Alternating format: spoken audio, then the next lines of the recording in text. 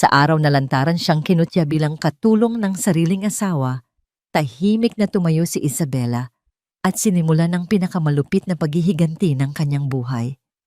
Sa gitna ng engrandeng salo-salo ng kumpanya, isa-isa niyang ibinunyag ang pagtataksil at kasakiman ni Angelo, kasabay ng pagbabalik ng tunay niyang pagkatao bilang reyna ng Reyes Prime Holdings.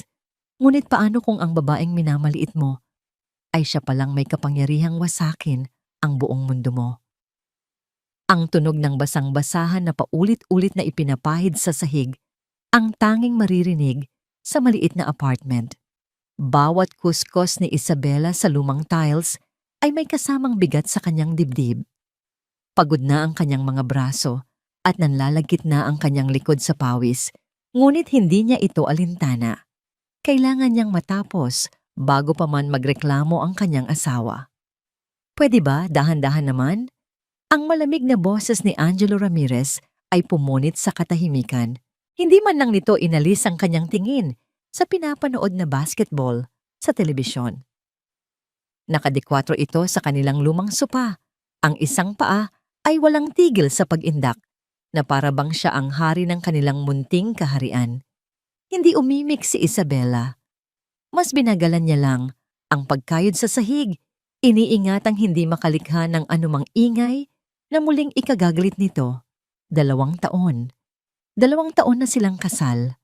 At sa loob ng 2 taon na yon, unti-unti niyang kinalimutan kung sino siya at niyakap ang pagiging asawa at tagapagsilbi kay Angelo. Napabuntong hininga na lamang siya, kasabay ng pagpiga sa basahan. Bawat patak ng tubig na pumipitik sa sahig ay tila kasabay ng luhang matagal nang gustong kumawala sa kanyang mga mata. Naalala niya ang gabi kung kailan nangako sa kanya si Angelo sa ilalim ng mga bituin. "Isabela," sabi nito noon, habang hawak ang kanyang 2 kamay. Ang mga mata nito ay puno ng sinseridad na noon ay pinaniwalaan niya.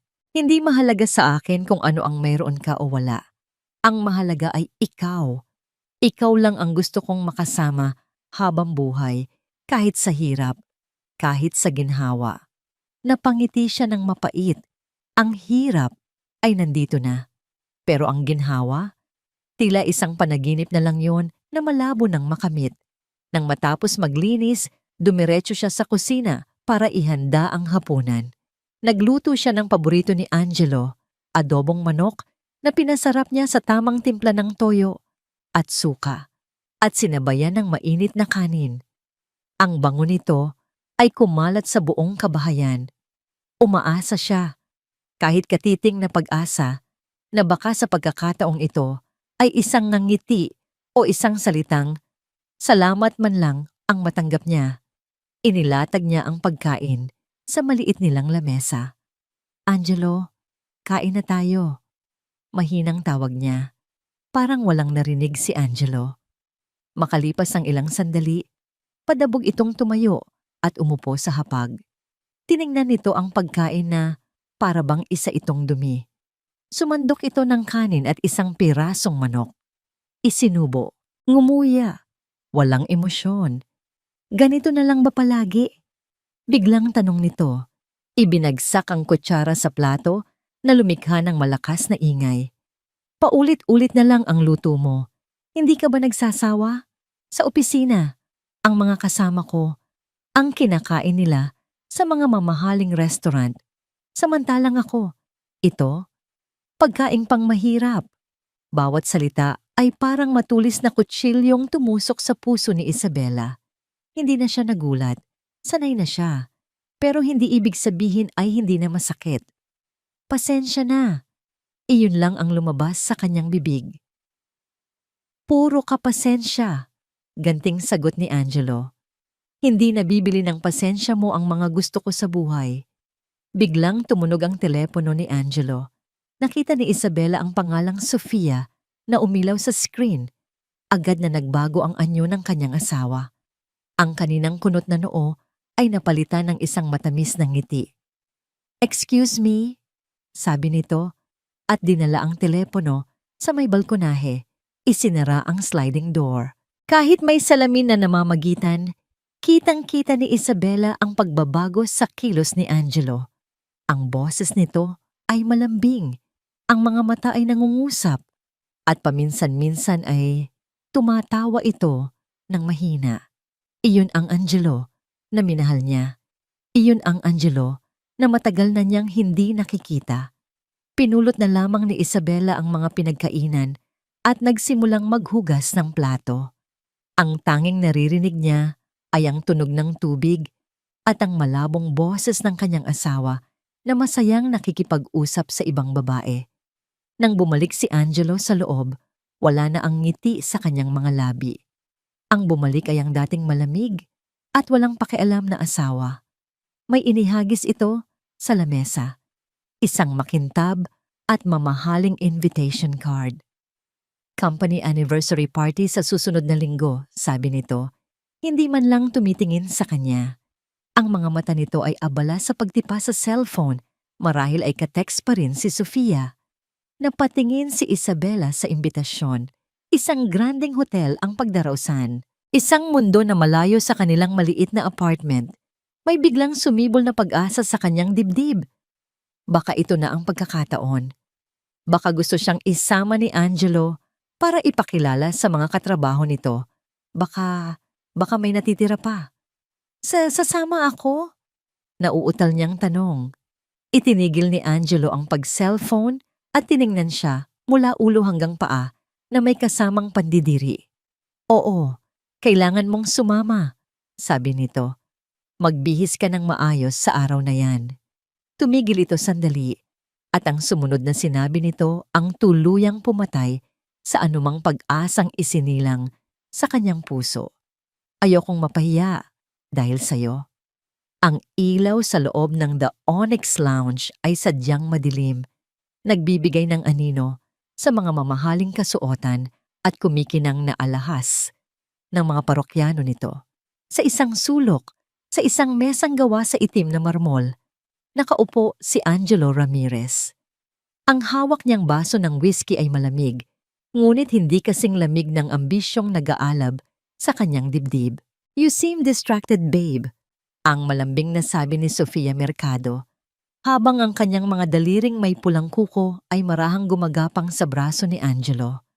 Nakasuot ito ng isang itim na bestidang hapit na hapit sa kanyang katawan, at ang pabango nito ay amoy tagumpay, isang bagay na kinahuhumalingan ni Angelo.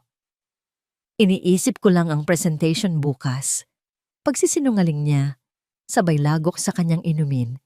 Ang anghang nito ay gumuhit sa kanyang lalamunan. Ang totoo, ang isip niya ay nasa maliit at masikip na apartment kung saan naiwan ang babaeng sumisira sa kanyang mga pangarap. Relax, bulong ni Sofia. Inilapit ang kanyang mukha. You'll ace it. You always do. Ikaw pa ba? You're the star of the company. Ngumiti si Angelo. Gustong-gusto niyang naririnig ang mga salitang yon. Ang mga papuri ni Sofia ay musika sa kanyang pandinig, pambura sa mga mapait na alaala na pilit niyang ibinabaon sa limot. Sana nga, sabi niya, pagod na akong magpanggap na kontento sa kung anong meron ako, Sofia. I deserve more. We deserve more. And you will get it. Tiniyak sa kanya ni Sofia. Hinawakan nito ang kwelyo ng kanyang mamahaling polo. Tingnan mo nga ang sarili mo. Bagay na bagay sa iyo ang tagumpay. Huwag mo nang isipin yung anino mo sa bahay. Anino, iyon ang turing nila kay Isabela. Isang anino na nakakakabit sa kanya, isang paalala ng isang buhay na gusto na niyang talikuran. Ang simpleng salitang iyon ay sapat na para buksan ang isang baul ng masasamang alaala na matagal na niyang ikinadena. Bigla, ang Onyx Lounge ay naglaho. Ang amoy ng mamahaling pabango ay napalitan ng amoy ng alikabok at pawis. Ang maririnig niya ay hindi na ang mahinang tugtugin, kundi ang hagigikan at kantsaw ng mga kalaro niya sa isang maalikabok na basketball court sa kanilang probinsya. 11 taong gulang si Angelo noon. Ang suot niyang sapatos ay butas na sa daliri at ang kwelyo ng kanyang luma at puting t-shirt ay punit-punit na. Hawak niya ang bola, handa nang i-shoot, nang bigla siyang itinulak ng isang batang mas matangkad sa kanya, anak ng mayor ng kanilang bayan. "Ano ba yan, Angelo?" Sigaw ng bata, sabay turo sa kanyang sapatos. "Kahit bola, ayaw nang sumama sa'yo. Pati sapatos mo, isinusuka ka na." Nagtawanan ng lahat. Ang bawat halakhak ay parang dagitab na pumasok sa kanyang balat. Tiningnan niya ang kanyang sapatos, tiningnan niya ang nangingintab at bagong sapatos ng batang nang asar sa kanya. Naramdaman niya ang hiya, ang galit, ang kawalan ng kapangyarihan. Yumuko siya, kinagat ang kanyang labi para pigilan ang mga luha. Nang gabing iyon, habang nakahiga sa isang manipis na banig, ipinangako niya sa kanyang sarili, sa gitna ng dilim, "Hinding-hindi na ako magiging ganito. Hinding-hindi na ako muling pagtatawanan. Yuyurakan ko ang lahat ng hahadlang sa akin. Darating ang araw, lahat sila luluhod sa harapan ko." "Angelo? Hey, are you okay?" Ang boses ni Sofia ang muling nagbalik sa kanya sa kasalukuyan. Kumurap-kurap siya, ang imahe ng batang si Angelo na umiiyak sa dilim ay dahan-dahang naglaho. Nandito na siya ngayon, sa isang lugar na pinapangarap lang niya noon. Halos narating na niya, pero may isang sagabal. Kinuha niya ang kanyang telepono at tiningnan ang litrato ni Isabela sa kanyang wallpaper, isang lumang litrato noong mga unang araw pa lamang nila. Nakangiti ito, ang mga mata ay puno ng pagmamahal at pagtitiwala. Dati, ang nangiting iyan ang mundo niya. Ngayon, ang nakikita na lang niya ay isang simbolo ng kahirapan at kabagalan. Isang kadena na pumipigil sa kanyang paglipad. Naramdaman niya ang pamilyar na pagkayamot na kumukulo sa loob niya. "She's the problem," halos pabulong niyang sabi. "Lagi namang siya, di ba?" Malambing na sagot ni Sofia na para bang nababasa nito ang kanyang isip. Pero malapit nang matapos ang lahat, isang huling hakbang na lang. Tumingin si Angelo kay Sofia. Sa mga mata nito, nakikita niya ang parehong apoy, ang parehong uhaw sa tagumpay. Si Sofia ang kanyang kakampi. Si Sofia ang nakakaintindi. "Ang party?" sabi ni Angelo. Ngumiti si Sofia, isang ngangiting tuso at puno ng plano. "Exactly. The party? It's the perfect stage. Isang huling pabor lang naman ang hihingin natin sa kanya, di ba? Ang tulungan kang magmukhang kaawa-awa bago ka maging isang hari. The perfect sob story. The man who rose from nothing, leaving nothing behind." Ang ideya ay dahan-dahang gumuhit sa isip ni Angelo. Isang palabas. Oo, isang perpektong palabas. Ipapakita niya sa lahat kung saan siya nanggaling sa pamamagitan ni Isabela. At pagkatapos, sa parehong gabi, ipapakita niya sa lahat kung saan siya pupunta, kasama si Sofia. It was poetic. It was brutal. It was perfect. Ang pag-aalinlangan sa kanyang dibdib ay napalitan ng isang malamig na determinasyon. Tiningnan niya si Sofia, ang babaeng sumasalamin sa lahat ng kanyang ambisyon. Ito ang tamang desisyon. Para sa kanyang kinabukasan, kailangan niyang putulin ang lahat ng koneksyon sa kanyang nakaraan. At si Isabela ang huling hibla. Itinaas ni Angelo ang kanyang baso. "Para sa kinabukasan," sabi niya. Itinaas din ni Sofia ang kanyang baso at marahang idinikit sa kanya. "Para sa atin." Tinitigan ni Angelo si Sofia. Ang kanyang mga mata ay nag-aalab sa isang pangako. Hindi na ito isang simpleng pangarap lamang.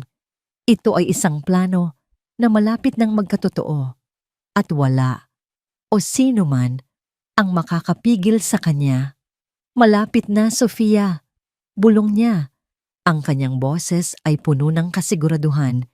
"Konting tiis na lang. Akin ang lahat ng nararapat para sa akin. At ikaw ang makakasama ko. Hawak ni Isabela ang mamahaling imbitasyon.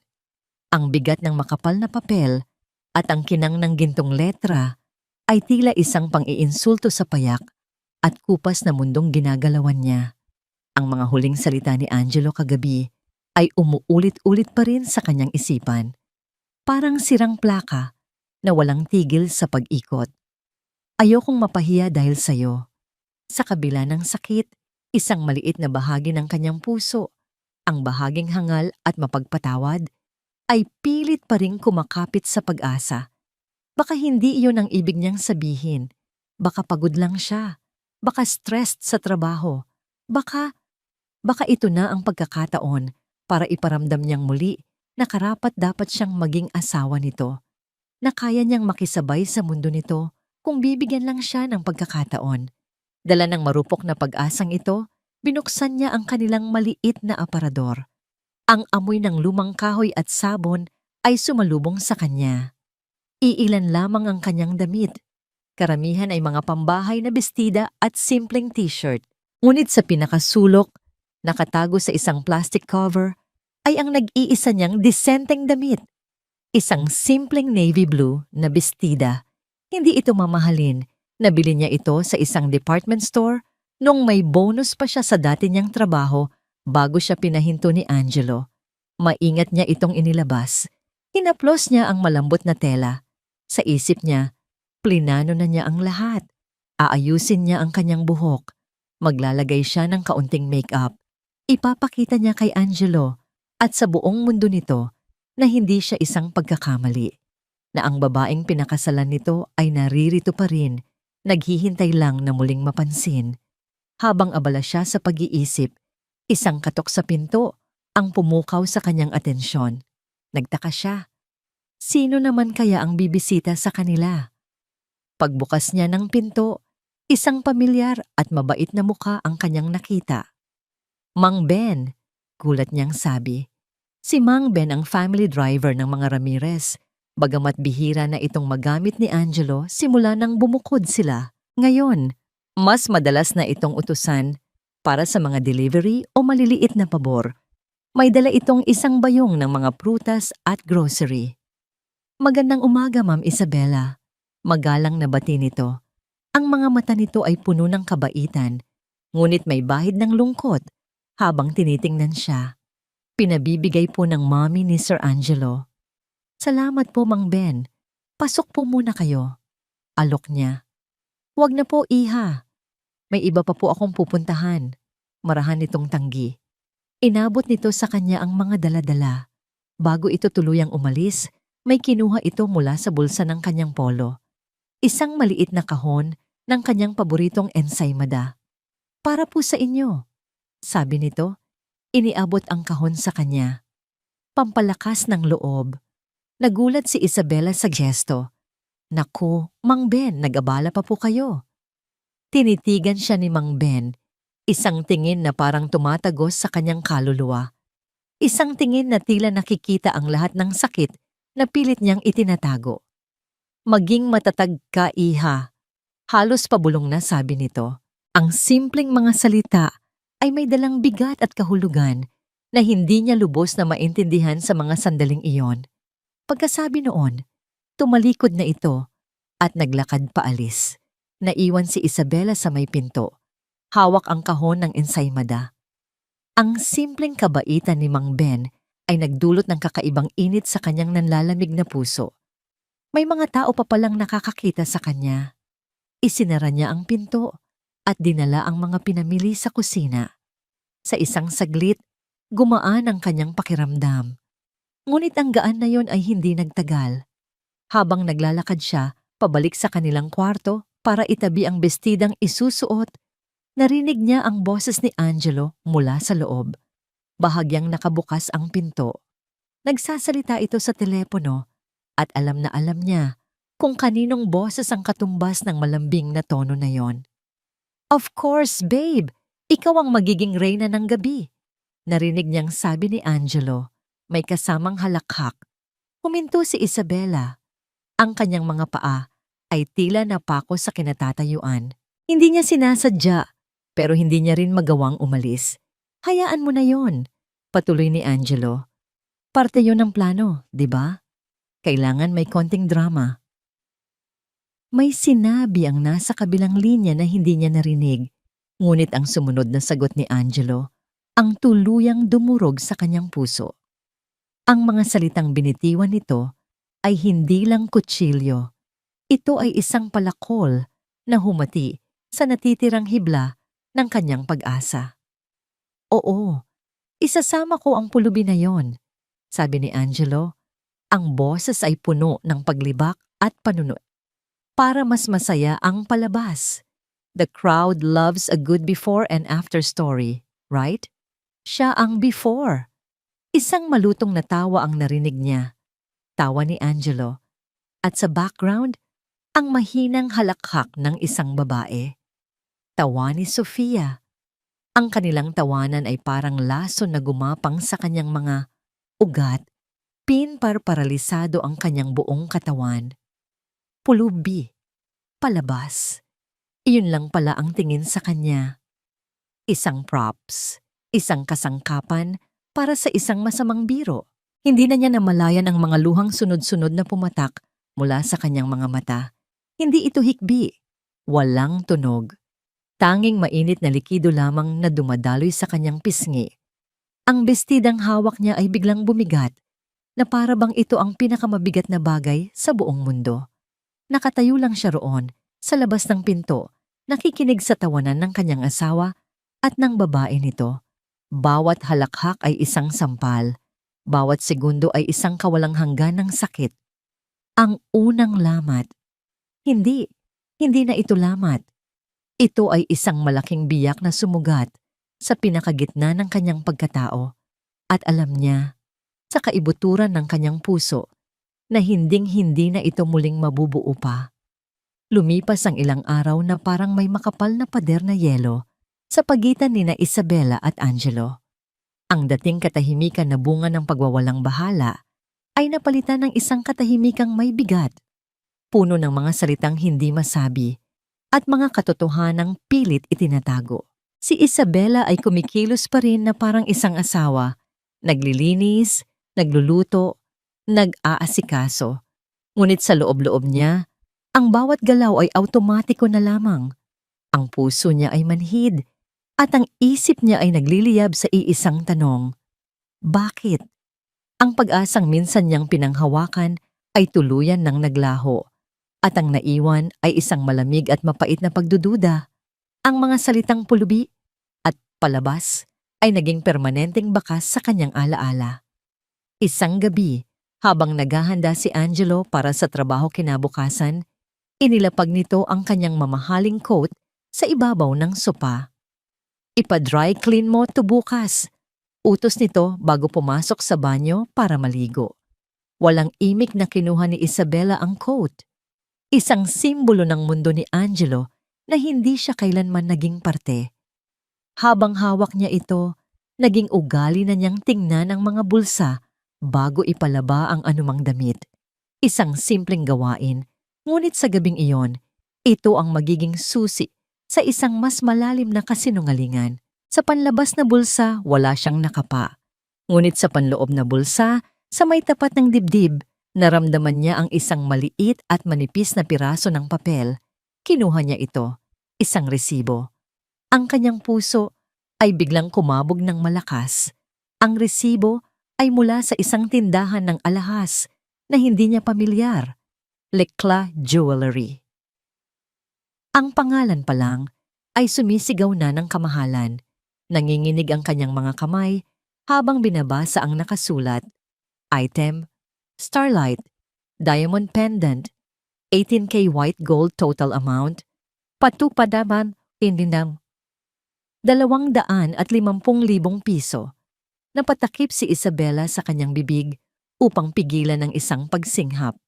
Ang halaga ay parang isang suntok sa kanyang sikmura. Katumbas iyon ng ilang taong upa nila sa apartment. Katumbas iyon ng lahat ng kanyang naipon na pilit niyang tinitipid. At ang petsa sa resibo ay noong nakaraang linggo lamang, ang araw kung kailan sinabi ni Angelo na kailangan niyang mag-overtime para sa isang importanteng kliyente, ang kwintas. Isang diamanteng kwintas na hindi niya kailanman nakita o kahit narinig man lang na nabanggit. Alam niyang hindi iyon para sa kanya. At kung hindi para sa kanya, iisa lang ang posibleng pagbibigyan nito. Dala ng isang puwersang hindi niya maintindihan, naupo siya sa gilid ng kama at kinuha ang kanyang cellphone. Ang kanyang mga daliri ay nanginginig habang binubuksan ang social media.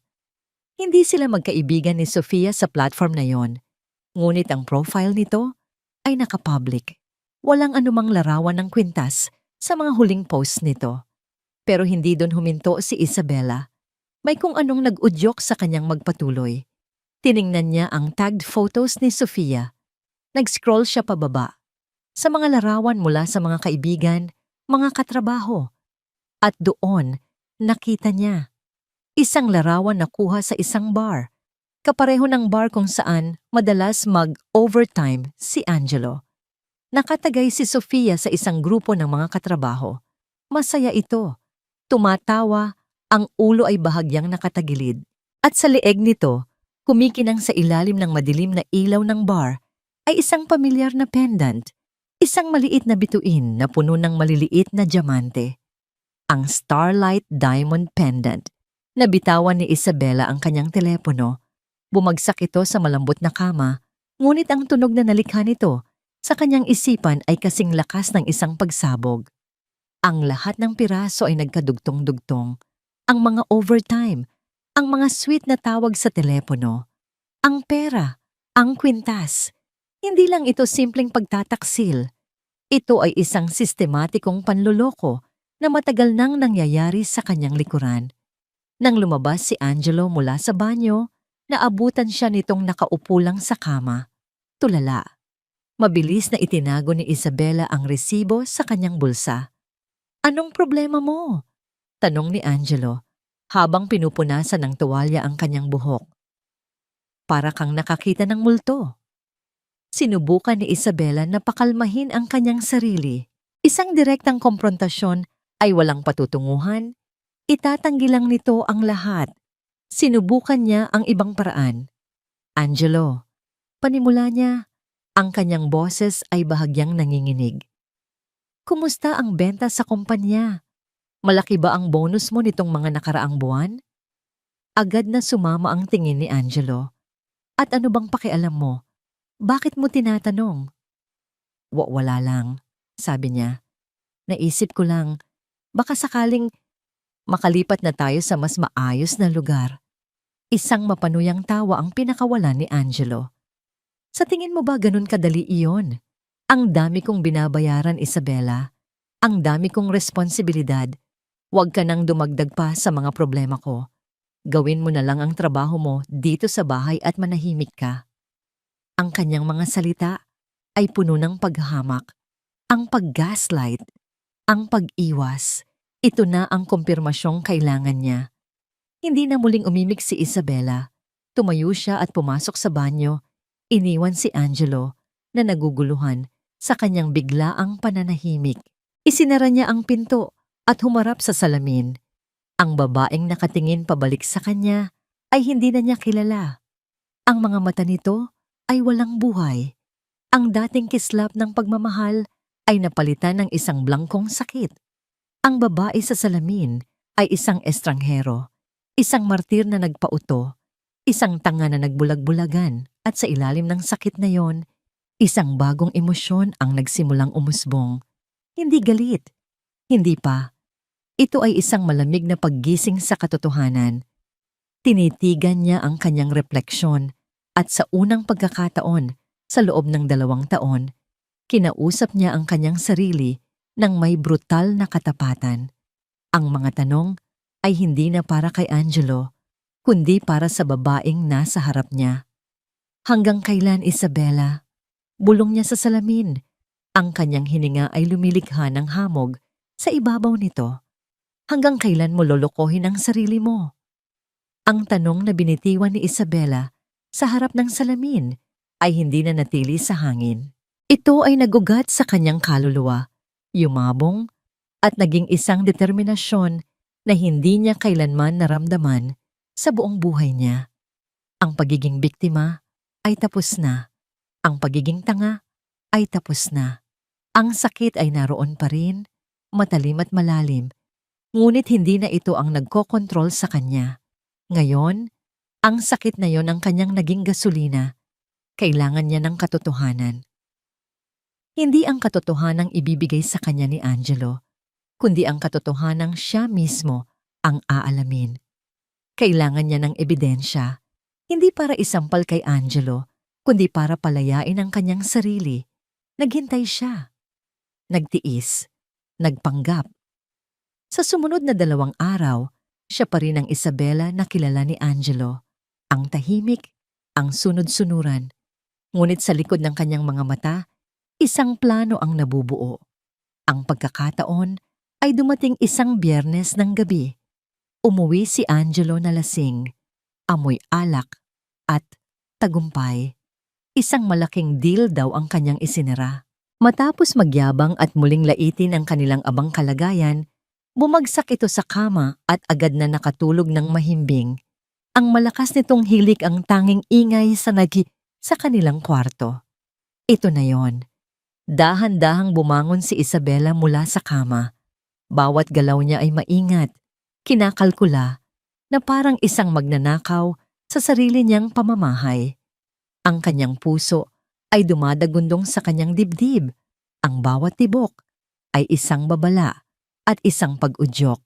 Ang target niya, ang cellphone amo ni Angelo, nakapatong sa bedside table, nagcha-charge. Ito ang itim na kahon ng lahat ng kanyang kasinungalingan. Maingat niyang kinuha ang telepono. Malamig ito sa kanyang mga kamay. Ang screen ay nakalock. Sinubukan niya ang birthday ni Angelo. Mali. Ang kanilang anniversary. Mali. Ang pangalan ng ina nito. Mali. Napabuntong hininga siya. Halos sumuko na siya nang maalala niyang minsan habang nagmamaneho ito, nakita niya kung paano nito binuksan ang telepono gamit ang kanyang fingerprint, ang hinlalaki. Tumingin siya sa natutulog na si Angelo. Ang mukha nito ay payapa sa kawalan ng malay.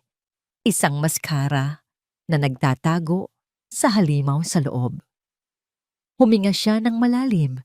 Pinakalma ang nanginginig niyang mga kamay. Dahan-dahan, marahan niyang itinaas ang kanang kamay ni Angelo. Ang bigat nito ay parang bigat ng buong pagtataksil na pasan-pasan niya. Maingat niyang kinuha ang hinlalaki nito at dahan-dahang idinampi sa sensor ng telepono. Click! Isang mahinang tunog, ngunit para kay Isabela. Kasing lakas iyon ng kulog na yumanig sa buong pagkatao niya. Umilaw ang screen. Bukas na. Ang pinto sa pinakamatitim na sikreto ni Angelo ay nakabukas na sa kanyang harapan. Pinigilan niya ang kanyang paghinga. Ang unang hinanap ng kanyang mga mata ay ang messaging app. At nandoon ito, sa pinakaitaas ng listahan, nakapin pa na para bang ito ang pinakamahalagang bagay sa mundo. Sofia Mercado. Nanginginig ang kanyang daliri habang pinipindot ang pangalan. At bumungad sa kanya ang isang kasaysayan ng kasinungalingan, kataksilan, at kalupitan na higit pa sa kayang tanggapin ng kanyang isip. Ang una niyang nakita ay ang mga palitan ng matatamis na salita. Mga I love you, babe. Mga miss na kita, mahal. Mga litrato ni Sofia na ipinapadala nito kay Angelo. Mga litratong nakapang-opisina, nakapang-gimik, at mga litratong para lamang sa mga mata ni Angelo. Bawat mensahe ay isang patalim na humihiwa sa kanyang puso. Pero habang nag-i-scroll siya pababa, ang sakit ay unti-unting napalitan ng pangingilabot. Nakita niya ang kanilang mga usapan tungkol sa kanya. Sofia, kumusta na ang katulong mo? Naglaban na ba? Ha ha ha. Angelo, oo naman. As usual, parang aso na laging nakasunod. Nakakasuka na nga minsan, Sofia. Tiis lang, babe. Isipin mo na lang. Practice mo siya. Para kapag tayo na, Alam mo na kung paano mag-alaga ng reyna. Binasa niya kung paano nila siya laitin, ang kanyang simpleng pananamit, ang kanyang pagiging probinsyana, ang kanyang katangahan sa pagtitiwala kay Angelo. Bawat salita ay isang lason, bawat emoji ng tawa ay isang dagok. At pagkatapos, nakita niya ang pinakamasaklap sa lahat, ang plano. Nakasulat ng detalyado na para bang isang business proposal, Angelo. Ready na ako para sa party. This will be epic. I will give the speech of my life. Sofia, and then, anong sasabihin mo sa kanya? Angelo, I'll introduce her properly. To everyone, I'll call her to the front and thank my katulong for her service. The crowd will go wild. Sofia, ha ha ha, you're so evil. I love it. Tapos, ako na? Angelo, tapos ikaw na. I will get down on one knee in front of everyone and I will ask you to be my wife. Aalis siyang luhaan at talunan. At tayo, we will have everything. Hindi pa doon nagtatapos. May mga usapan din sila tungkol sa pera, tungkol sa kaunting ipon ni Isabela na alam ni Angelo na nakatago sa isang maliit na bangko. Pinagpaplanuhan nila kung paano ito hihiramin o kukunin mula sa kanya kapag wala na siya sa tamang pag-iisip pagkatapos ng gabing iyon. Sa puntong iyon, tumigil sa pagpatak ang mga luha ni Isabela. Ang sakit sa kanyang dibdib ay biglang nagyelo, naging isang matigas at matalim na kristal ng galit. Ang babaeng umiiyak sa harap ng salamin ilang gabi na ang nakalipas ay namatay na. Ang isinilang mula sa abo ng kanyang durog na puso ay isang babaeng hindi na niya kilala, isang babaeng may malamig na determinasyon sa kanyang mga mata. Hindi na nanginginig ang kanyang mga kamay, naging kalmado, naging tiyak. Isa-isa, kinuhaan niya ng screenshot ang lahat, ang bawat mensahe ng panloloko, ang bawat salita ng panlalait, ang bawat detalye ng kanilang masamang plano. Kinuhaan niya rin ng litrato ang resibo ng kwintas na itinago niya at isinama sa mga ebidensya. Binuksan niya ang kanyang email. Gumawa siya ng bagong mensahe, ipinadala sa isang email address na siya lang ang nakakaalam, isang email na ginawa niya noon para sa mga backup files na hindi kailanman nalaman ni Angelo. Inattach niya ang lahat ng larawan, walang subject, walang laman. Tanging mga ebidensya lamang. Sinigurado niyang na-send ito. Pagkatapos, metikulosa niyang binura ang lahat ng bakas. Binura niya ang email sa sent folder. Binura niya ang lahat ng screenshots sa gallery ng telepono. Isinara niya ang lahat ng bukas na application.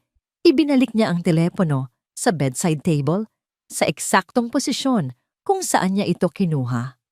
Umupo siya sa gilid ng kama at tiningnan ang natutulog na si Angelo. Ang dating pagmamahal na nararamdaman niya ay napalitan ng pagkasuklam. Ang lalaking ito, na minsan niyang itinuring na kanyang mundo, ay isa lamang pala siyang ahas.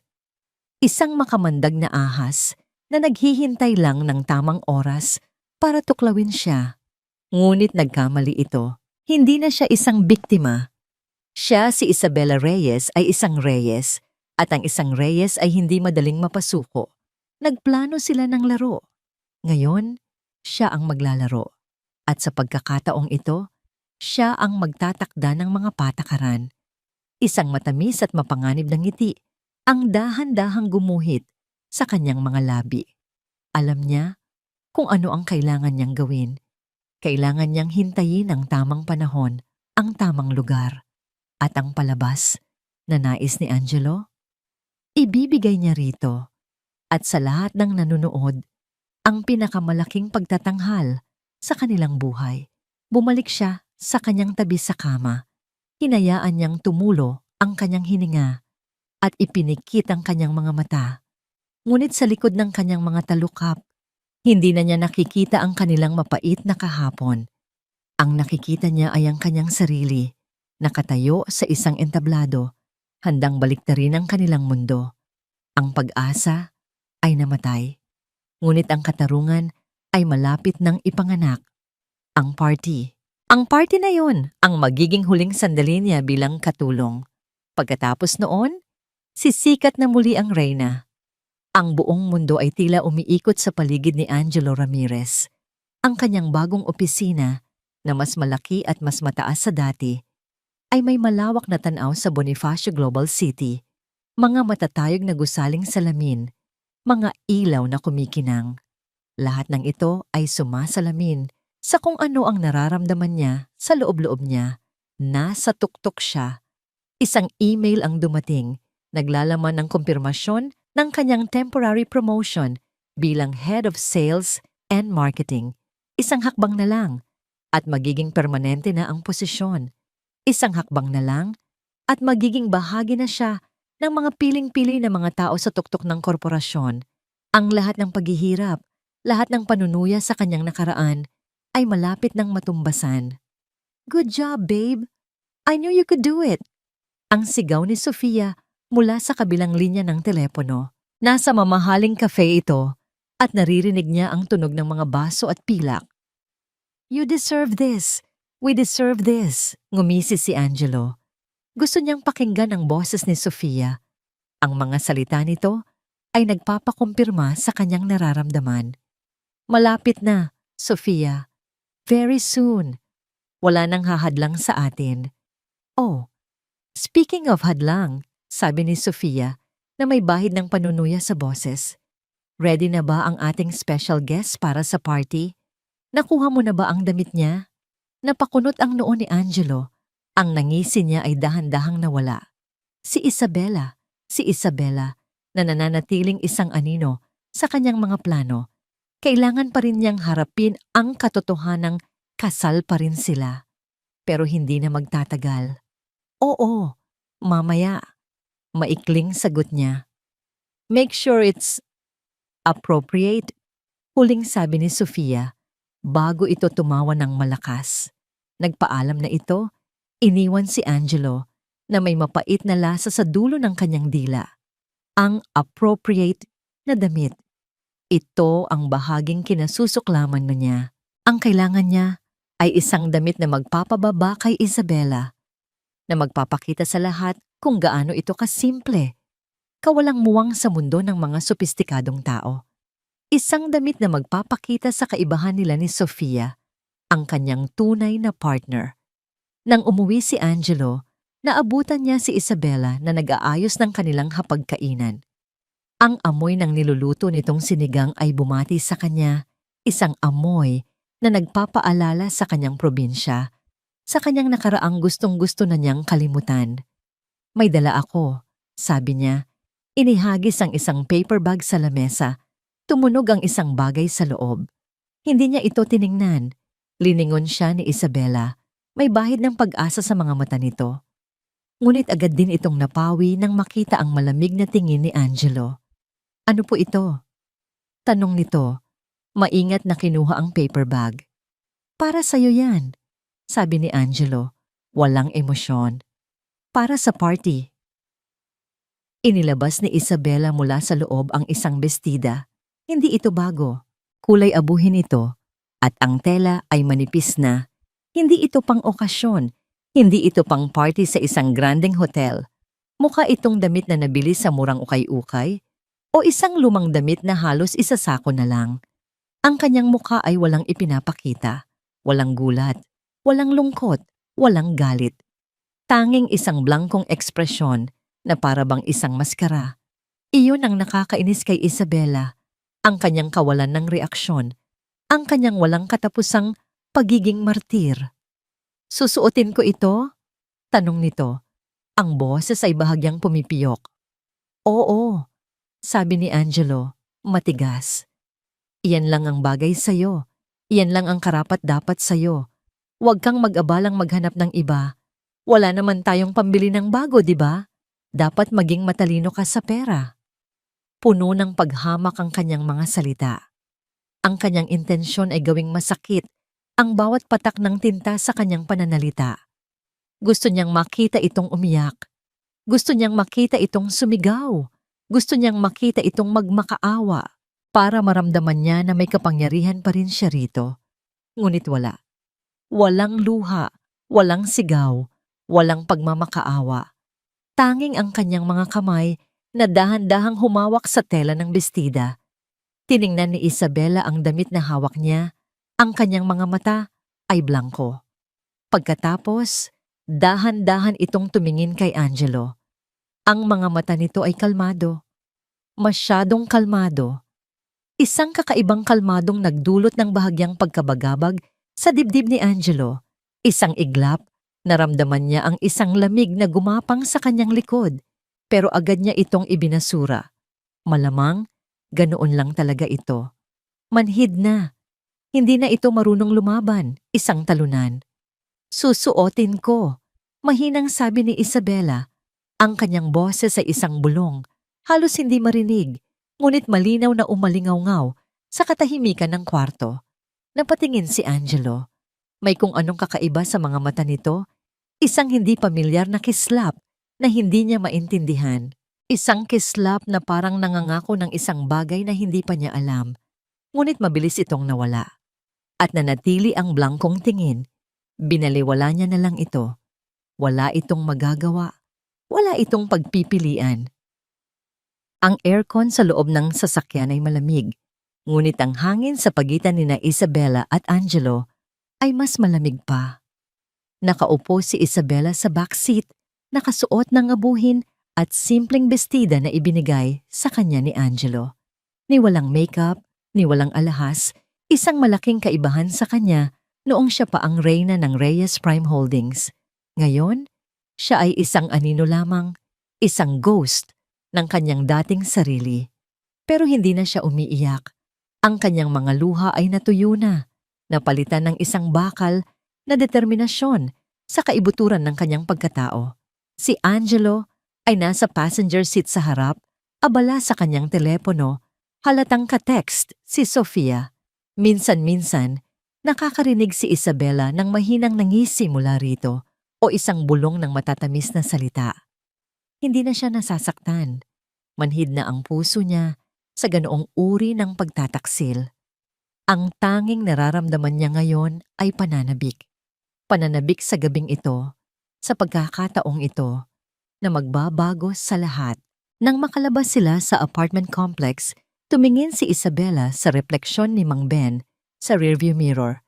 Nakita niya ang matandang driver, ang mga mata nito ay puno ng pag-aalala.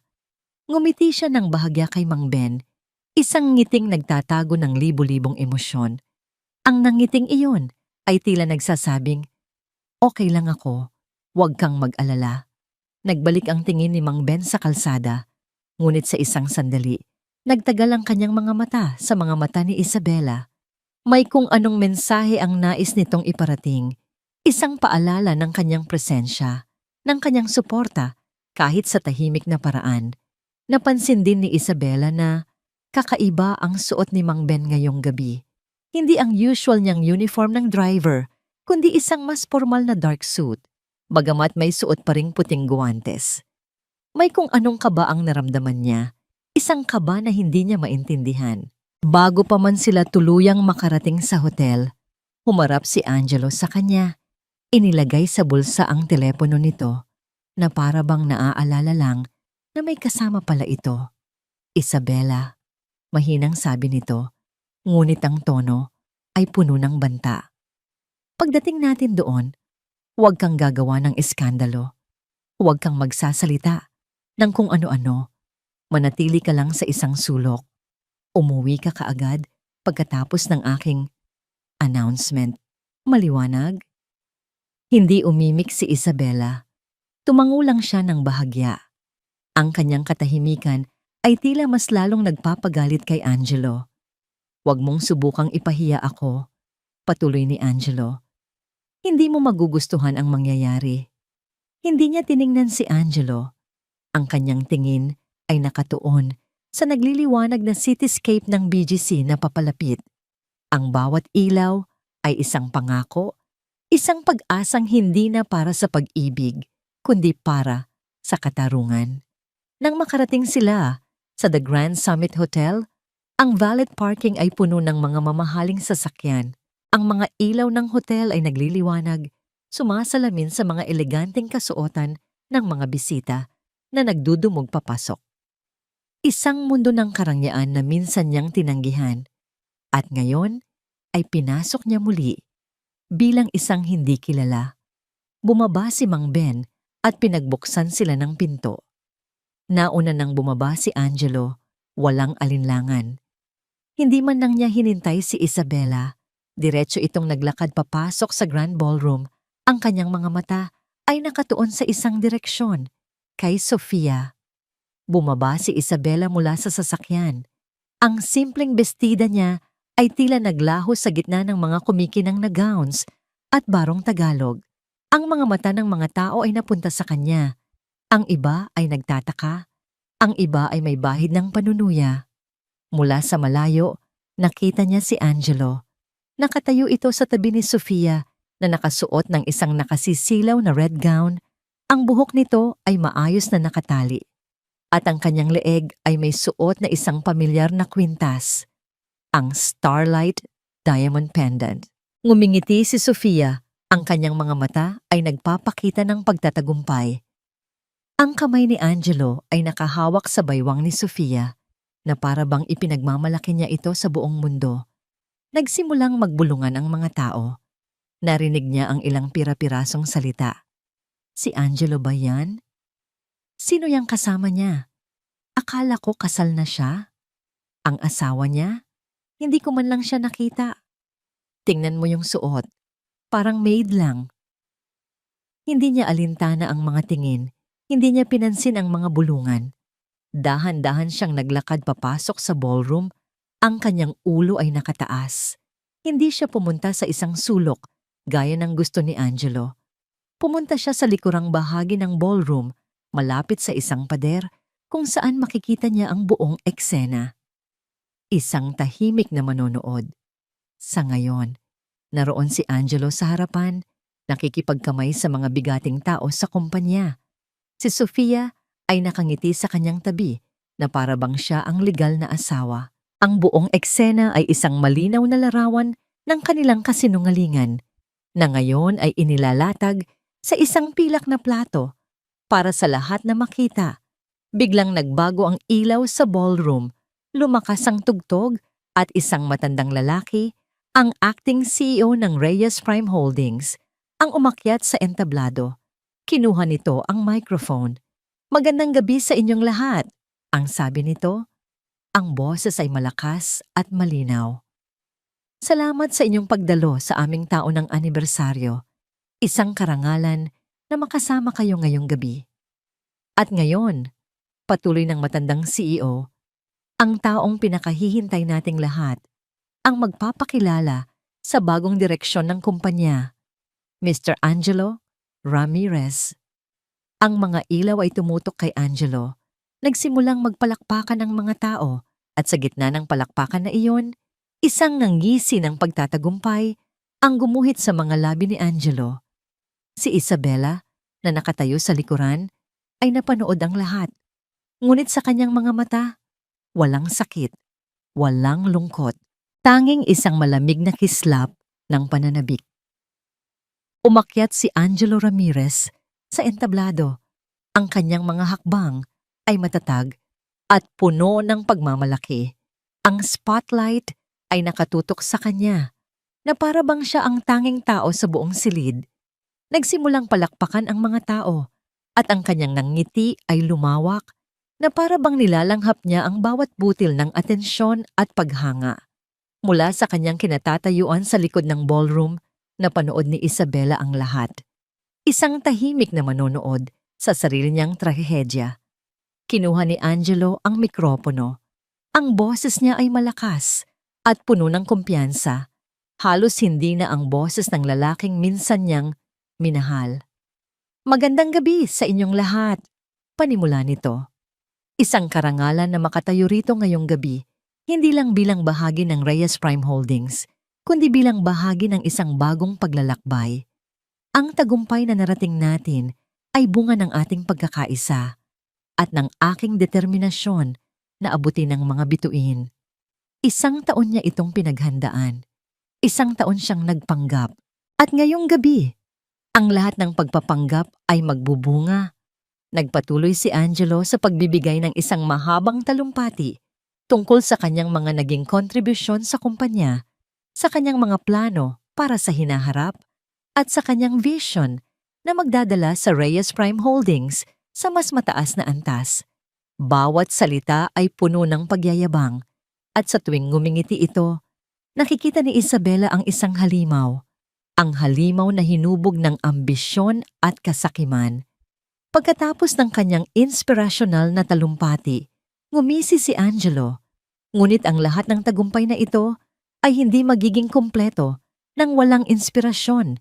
Sabi nito, ang kanyang mga mata ay nagtagal kay Sofia na nakatayo malapit sa entablado. Ang babaeng nagbibigay sa akin ng lakas. Ang babaeng naging ilaw sa aking madilim na mundo. Lumingon ito kay Sofia. Iniabot ang kamay. Walang pag-aalinlangan, umakyat si Sofia sa entablado. Ang kanyang pulang bestida ay kumikinang sa ilalim ng spotlight. Ngumiti ito kay Angelo. Isang ngiting puno ng pagtatagumpay at panunuya. Hawak-hawak ng dalawa ang kamay ng isa't isa na para bang sila ang pinakamakapangyarihang magkasintahan sa mundo.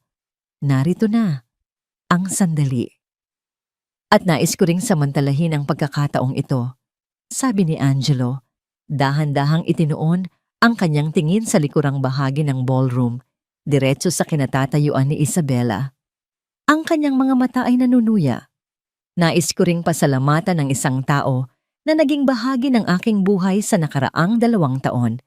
Ang isang tao na, sa kanyang sariling paraan, ay nakatulong sa akin na makamit ang lahat ng ito. Malamig na nakatutok ang mga mata ni Isabela kay Angelo. Ang kanyang hininga ay mababaw. Naghihintay siya. At nais ko ring pasalamatan ng aking katulong, sabi ni Angelo. Ang boses ay puno ng paglibak at itinuro ang daliri kay Isabela. Ang kanyang mga mata ay mapanukso. Si Isabela, sa pagsisilbi sa akin, sana ay masaya ka sa iyong trabaho. Clink! Ang tunog ng isang basong nabasag sa isang mesa sa likod ni Isabela. Isang mabagal na bulungan ang nagsimulang kumalat sa buong ballroom. Ang mga tao ay nagkatinginan. Ang mga palakpakan ay unti-unting namatay. Ang iba ay tumitingin kay Isabela. Ang iba ay kay Angelo. Ang kanyang mga kasinungalingan ngayon ay ibinubunyag sa harap ng lahat. Ang pagkapahiya ay isang matalim na kirot, ngunit hindi ito bago. Ngumiti si Sofia, isang ngangiting nagtatagumpay. Ang kanyang mga mata ay nagpapakita ng tuwa sa pagkakita kay Isabela na nabibisto sa harap ng maraming tao. Ipinagpatuloy ni Angelo na para bang walang nangyari. Hinawakan niya ang kamay ni Sofia. Kinuha ang isang maliit na kahon mula sa kanyang bulsa at lumuhod sa harap nito, sa gitna ng entablado. Sofia Mercado, sabi niya. Ang kanyang boses ay malakas at malinaw. Umaaling-awngaw sa buong ballroom. Ikaw ang aking kinabukasan. Ikaw ang aking pag-ibig. Magpakasal ka sa akin. Nagsigawan ang mga tao, hindi sa tuwa, kundi sa gulat. Ang iba ay bumubulong. Ang iba ay may halong pagkaawa kay Isabela. Si Sofia ay tumili sa tuwa. Yes, yes, Angelo. Isinuot ni Angelo ang singsing sa daliri ni Sofia. Niyakap niya ito ng mahigpit. At ang buong ballroom ay napuno ng mga bulungan at sigawan. Ang mga flash ng kamera ay kumikinang. Kinukuhanan ng eksena ng pagtataksil na ito. Si Isabela. Nakatayo lang siya roon, sa likod, sa kanyang simpleng abuhin na bestida. Ang lahat ng mata ay nakatingin sa kanya. Mga mata ng pagkaawa, paglibak, o pagtataka. Ang kanyang mukha ay walang emosyon. Ang kanyang puso ay nanlalamig. Ang kanyang tiyan ay kumukulo sa isang bagong uri ng galit. Hindi siya umiyak. Hindi. Sa halip, dahan-dahan, Sa gitna ng mga bulungan at hiyawan, dahan-dahan niyang itinaas ang kanyang ulo. Ang kanyang mga mata, na minsan ay puno ng lungkot, ay ngayon ay may nagliliyab na apoy. Isang apoy ng determinasyon. Isang apoy na nangangakong maniningil. At sa halip na umalis, sa halip na tumakas sa kahihiyan, humakbang si Isabela. Isang hakbang, pagkatapos isa pa. At isa pa. Naglakad siya. Direktang papunta sa entablado. Papunta sa direksyon ni na Angelo at Sofia na abala sa kanilang selebrasyon. Ang kanyang mga hakbang ay tahimik, ngunit ang kanyang presensya ay nagsimulang magdulot ng isang kakaibang tensyon sa silid. Ang kanyang mga mata ay nakatuon sa isang bagay, ang katarungan. Ang mga mata ng lahat ay nakatingin kay Isabela habang tahimik siyang naglalakad patungo sa entablado. Ang kanyang mga hakbang ay banayad, ngunit bawat pagtapak ay tila may dalang panginginig sa lupa. Si Angelo, na nakayakap pa rin kay Sofia, ay nagsimulang mapansin ang kakaibang katahimikan sa paligid. Ang mga bulungan ay unti-unting namatay, napalitan ng isang mapanuring titig mula sa karamihan. "Isabela, anong ginagawa mo?" Bulong ni Angelo. Ang ngiti sa kanyang labi ay unti-unting naglaho, napalitan ng pagtataka. Hindi siya sinagot ni Isabela. Nagpatuloy lang siya sa paglalakad. Ang kanyang mga mata ay tuwid na nakatingin sa mikropono na nasa gitna ng entablado, ang simbolo ng boses na matagal na niyang pinigilan. Nang makalapit siya sa entablado, nagulat si Sofia. "Hoy, ano bang—" Hindi na natuloy ang sasabihin ni Sofia. Isang matalim na tingin mula kay Isabela ang nagpatigil dito. Sa tingin na yon, merong isang bagay na hindi niya nakita noon, kapangyarihan. Umakyat si Isabela sa entablado, kalmado, kahit na ang kanyang abuhin na bestida ay malaking kaibahan sa kumikinang na gown ni Sofia at sa mamahaling suit ni Angelo. Kinuha niya ang mikropono mula sa stand at ang bigat nito sa kanyang kamay ay nagbigay sa kanya ng isang hindi maipaliwanag na lakas. "Sandali lang, Isabela," sigaw ni Angelo. Ang kanyang boses ay may bahid ng pagkabahala. Alam niyang may mali. Hindi ito ang Isabela na kilala niya. Hindi ka kasama sa programa. "Angelo, pabayaan mo na yan. Nakakahiya!" Bulong ni Sofia, subalit ang kanyang mga mata ay nanlalaki rin sa kaba. Inilapit ni Isabela ang mikropono sa kanyang bibig. Ang kanyang boses, bagamat mahina, ay malinaw na umalingaw-ngaw sa buong ballroom. Pinatatahimik ang lahat ng bulungan. "Magandang gabi sa inyong lahat," panimula niya. Ang kanyang tingin ay dahan-dahang lumibot sa bawat muka sa audience. Ang kanyang mga mata ay nanatiling kalmado, ngunit ang kapangyarihan ay nagmumula sa kanyang kaibuturan. "Para sa mga hindi nakakakilala sa akin, ako po si Isabela Reyes." Isang saglit ng katahimikan. Ang mga tao ay nagkatinginan, nagtataka. "Reyes? Sino si Isabela Reyes?" Si Angelo at Sofia ay nagkatinginan din, litong-lito.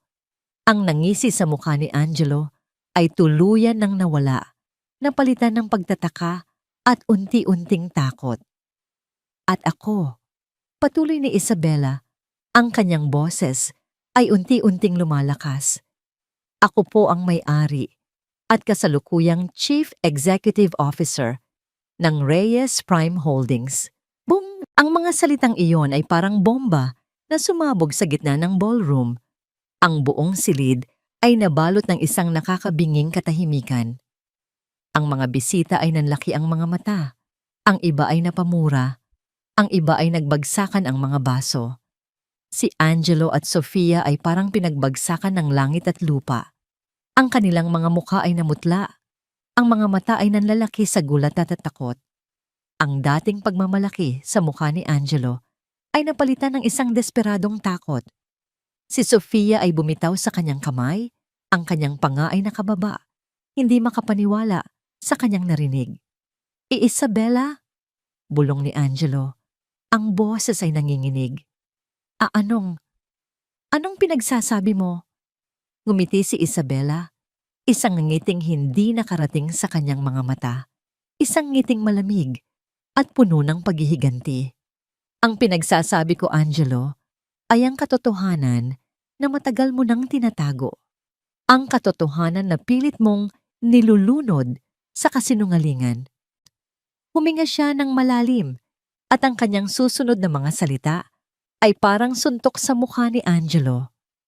2 taon ko kayong pinanood.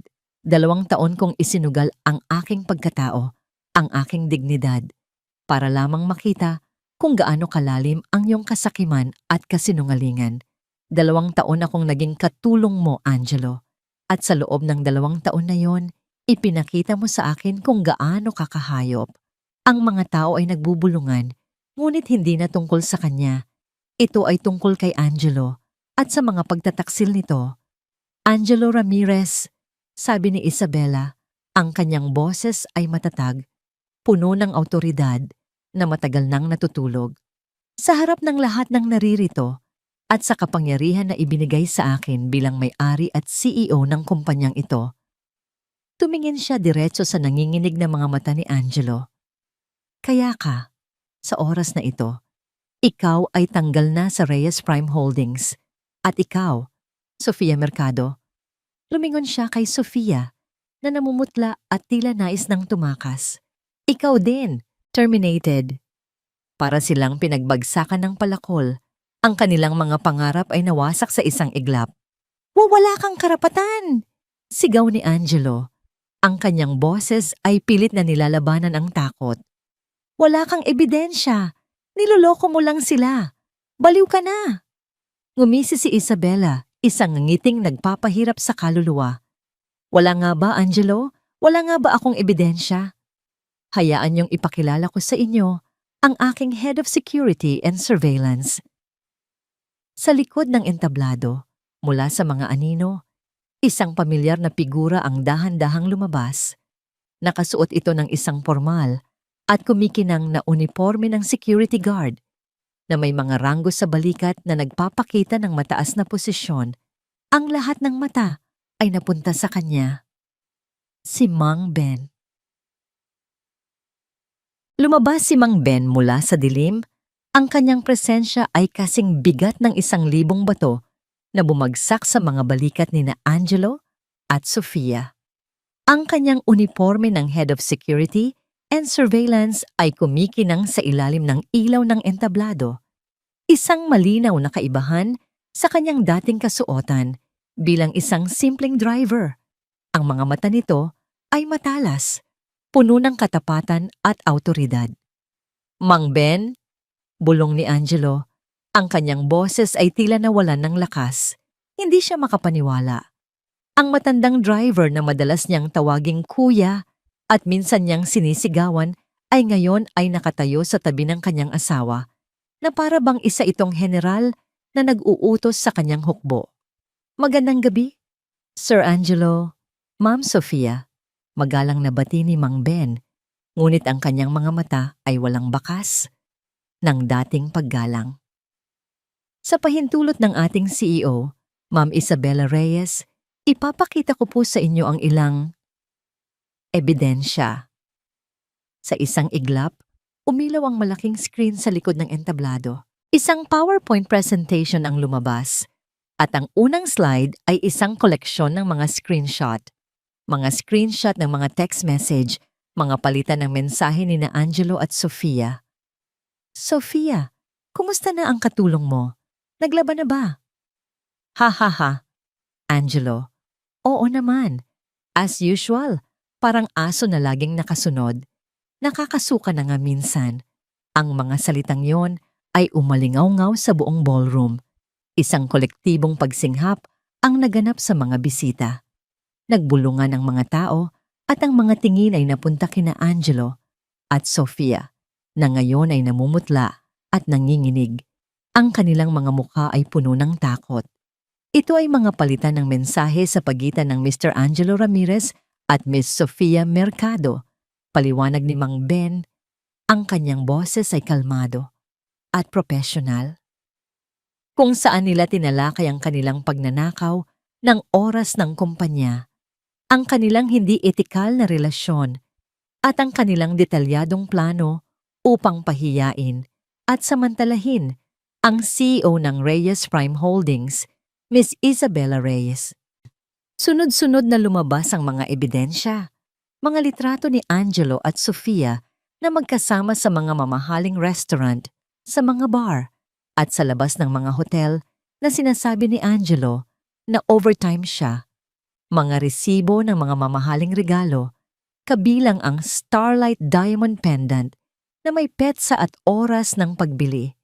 At pagkatapos, ang pinakamasaklap sa lahat, ang mga screenshot ng kanilang plano para sa gabing ito.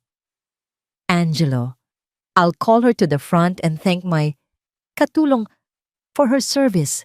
The crowd will go wild. Sofia, ha ha ha ha ha, you're so evil. I love it. Ang mga salitang iyon, na ngayon ay nakalantad sa malaking screen, ay sumira sa lahat ng pagpapanggap. Ang mga bulungan ay naging galit na hiyawan. Ang mga mata ng mga bisita ay puno ng pagkasuklam. Ang kahihiyan ay lumamon kina Angelo at Sofia. Hindi! Sigaw ni Angelo. Ang kanyang boses ay basag. Kasinungalingan yan. Hawak niya lang ang telepono ko. Fa-fake yan. Oh, talaga ba, Angelo? Matalim na tanong ni Isabella. Ang kanyang boses ay puno ng pangingibabaw. Ang lahat ng ito ay direktang mula sa iyong sariling telepono. Ang mga transaksyon sa bank account na ginamit mo sa pagbili ng mga regalong ito para sa kanya ay malinaw na nagpapakita ng pinagkunan ng pera. At ang iyong audio recording na ito? Kinindatan ni Isabella si Mang Ben. Pinindot ni Mang Ben ang isang button, isang malinaw na audio recording ang umalingaw sa buong ballroom. Ang boses ni na Angelo at Sofia, nagpaplano, nagtatawanan, at naglalabas ng kanilang tunay na hangarin. Para silang tinakasan ng kulay. Nagkatinginan sila at nakita ni Isabella ang kumpletong pagbagsak ng kanilang mga kaluluwa. Ang dating kayabangan ni Angelo ay napalitan ng isang desperadong takot. Si Sofia ay napatakip sa kanyang mukha, umiiyak. Kung gayon, sabi ni Isabella, ang kanyang boses ay nagpapakita ng pinal na hatol. Dahil sa inyong seryosong paglabag sa Code of Conduct ng Reyes Prime Holdings, pagtataksil sa tiwala, at pagnanakaw ng ari-arian at reputasyon, kayo ay tuluyan ng tanggal sa kumpanyang ito. Bukod pa rito, ang lahat ng fraudulent activities ninyo ay ipoproseso ng legal. Mula sa likuran, 2 grupo ng security personnel ang lumapit sa entablado.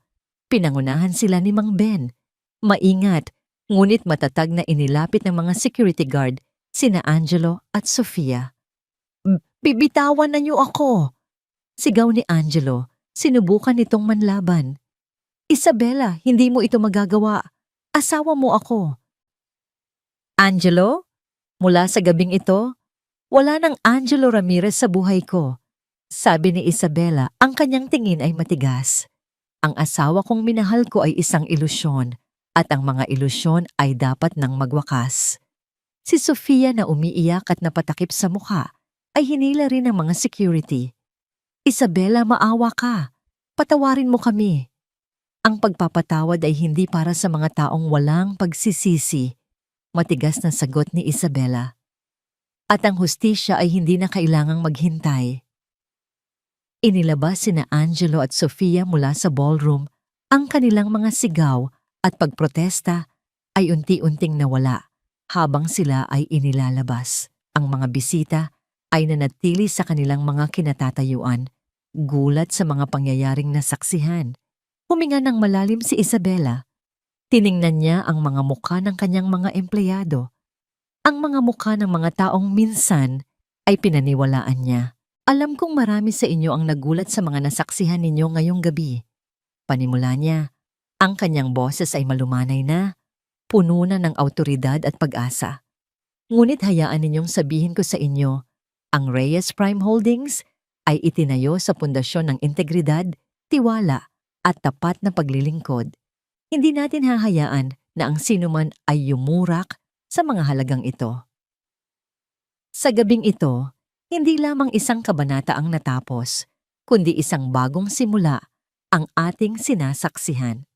Pangako ko sa inyo, sa ilalim ng aking pamumuno, ang Reyes Prime Holdings ay mananatiling isang kumpanyang pinahahalagahan ang bawat empleyado at magpapatuloy sa paglalayag patungo sa mas mataas na tagumpay ng may dangal at respeto. Maraming salamat sa inyong tiwala. Isang malakas na palakpakan ang pumuno sa buong ballroom. Hindi na ito palakpak ng gulat, kundi ng paghanga at respeto. Ang mga tao ay lumapit kay Isabela, nagbigay ng suporta at pagbati. Ngumiti siya. Sa unang pagkakataon sa mahabang panahon, totoo ang kanyang ngiti. Kinalaunan, nang matapos ang pagbati at ang party ay unti-unting nagwakas, umakyat si Isabela sa pinakamataas na palapag ng Reyes Prime Holdings sa kanyang sariling opisina. Lumapit siya sa malaking salaming bintana na nagbibigay ng panoramic view ng kumikinang na syudad ng Manila sa gabi.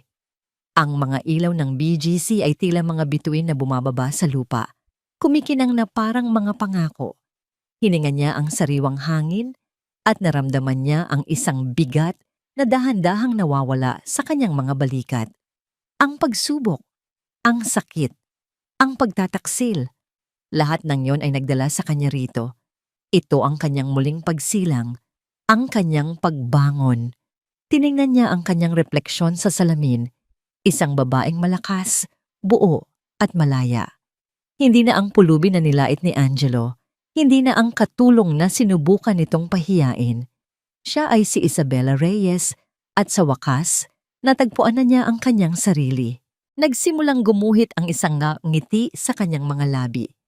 Isang ngiting puno ng pag-asa at bagong simula. Bumulong siya sa hangin na para bang kinakausap ang kanyang yumaong ama. Tapos na, Itay. Nahanap ko na ang halaga ko.